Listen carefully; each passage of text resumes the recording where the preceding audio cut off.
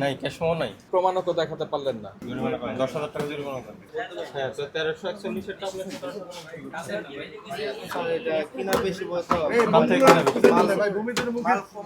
বেশি। এটা তো আমি বলতে পারলাম না, মাহাজনের বলতে পারলাম। মাহাজন তো নাই কর্মচারী নাই, ক্যাশ মেমো নাই। ক্যাশ মেমোতে এই যে এটা তো আপনি দিচ্ছেন, আপনি যার থেকে কিনছেন ওটার ইনভয়েস কই কোম্পানির? এটা আমি বলতে পারি না, স্যার। তো বাইরে থেকে তারা মেমো দেয় না। দেয় না।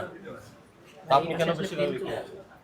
স্যার আমাদের রেটটা একটু কিনা বেশি। 1800 বিক্রি করেন, 1700 বিক্রি করেন। না না 1800 স্যার বিক্রি করে না। সেদিনকে আসছিল স্যারে আসছিল, তখন এসে 1800 বিক্রি করে তারপর রেট কমাই দিচ্ছে। ডেলিভারি দিয়ে আসলে 1700 টাকা ধরে, আর এখান থেকে নিয়ে গেলে আমরা 1600 টাকা বিক্রি করি। এটা তো 1341 টাকা বিক্রি করার কথা। ওই আপনার ওই পাশের দোকানটাই তো বিক্রি করতেছে 1400 টাকা। এখানে লিস্টেও তো 16-1700 টাকা না। এই ইয়ে করে জরিমানা করেন, 10,000 টাকা জরিমানা করেন। এই বেশি দামে গ্যাস বিক্রি করেন। বিপ্লব আছে? এটা কি করেন? 40 ধারায় 10,000 টাকা পায়।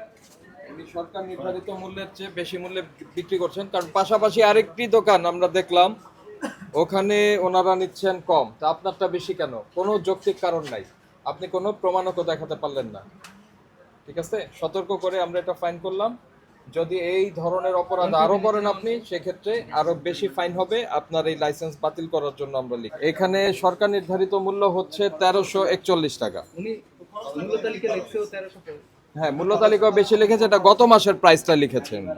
তো এই মাসের হলো আপনার 1341 টাকা। এরপরে যদি কোথাও নিতে এটার পরিবহন খরচ লাগে, সেটা তিনি নিতে পারবেন, সমস্যা নাই।